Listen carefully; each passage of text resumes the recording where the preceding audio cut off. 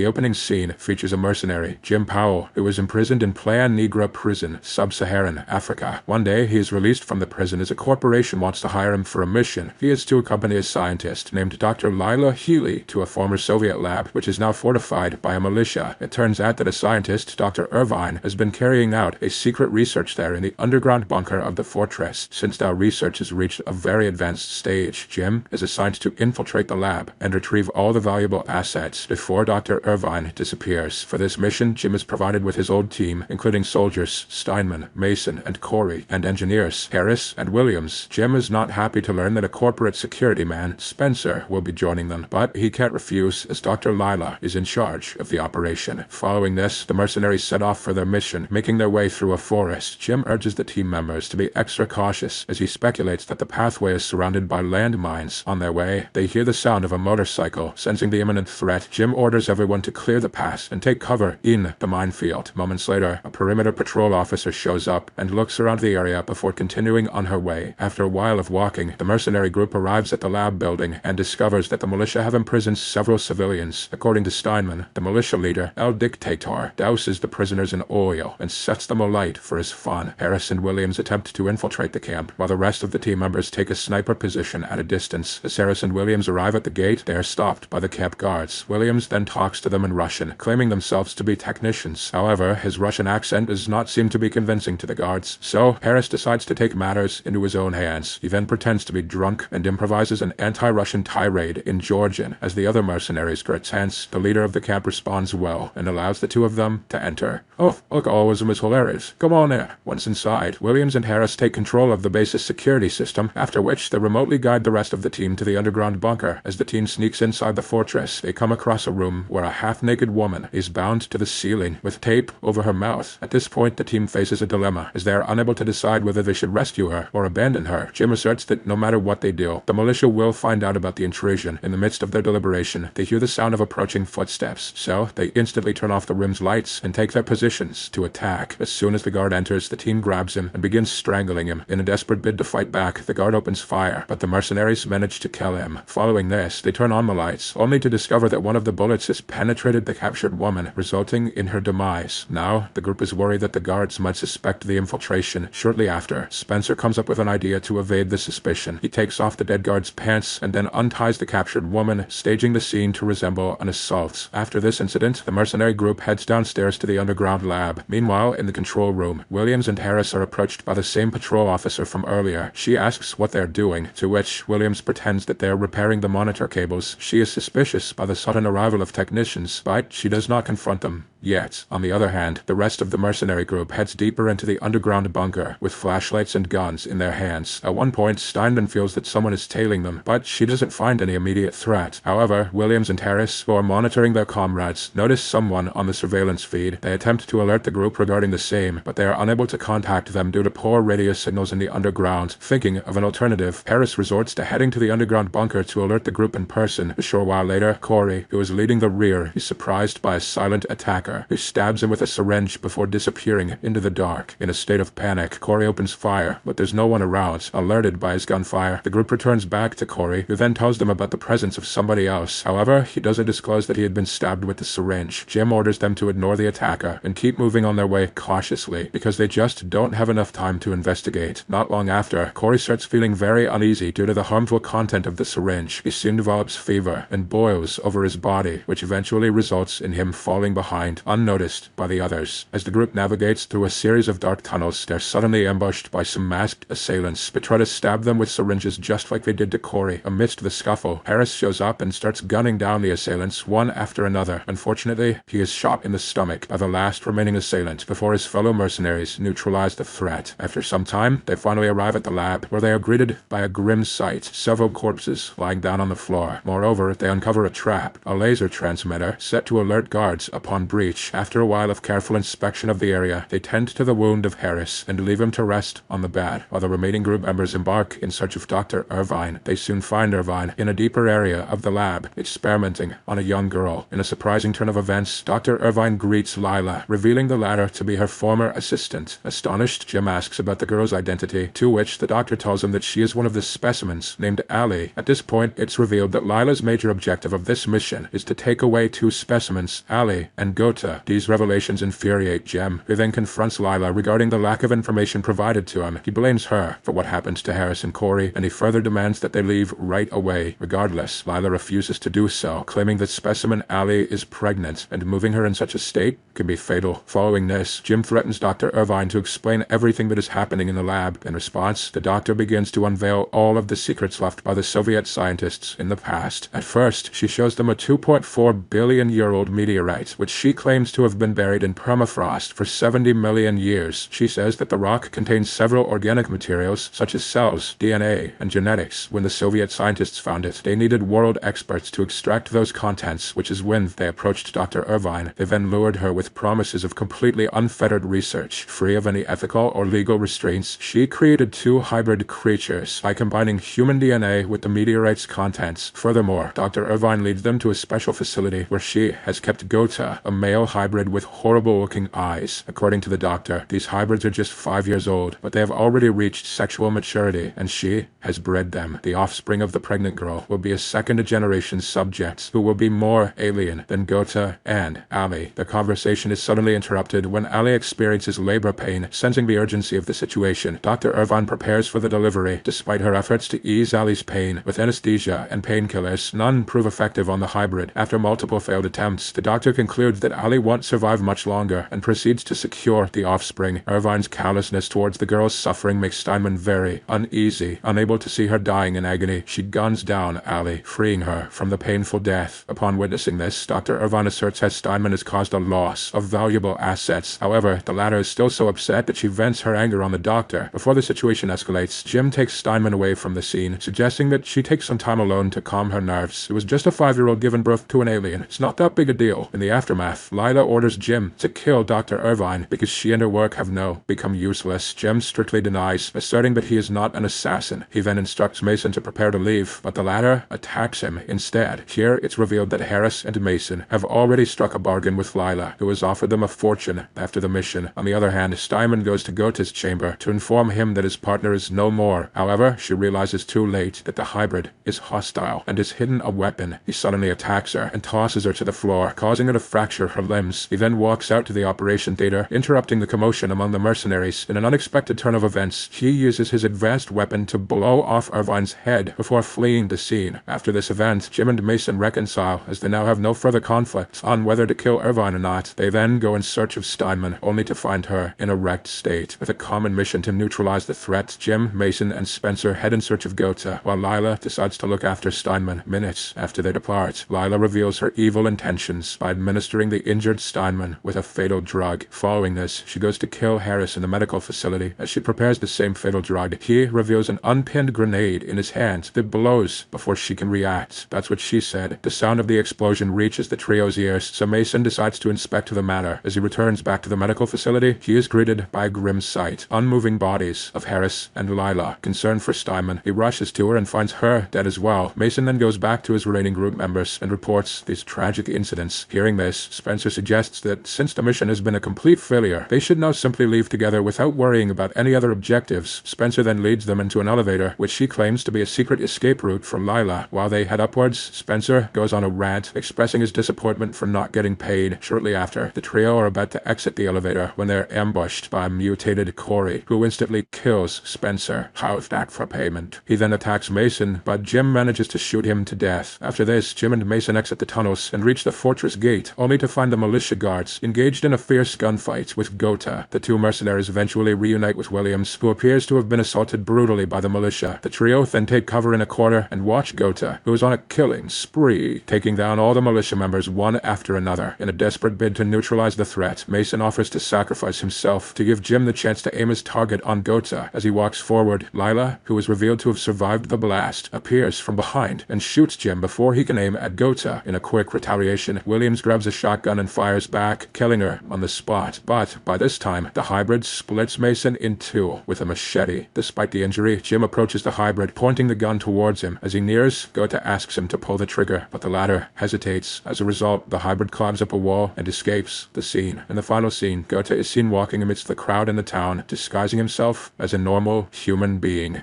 Subscribe for more videos like this, turn on notifications, and leave a like to help the channel out. Thank you for watching.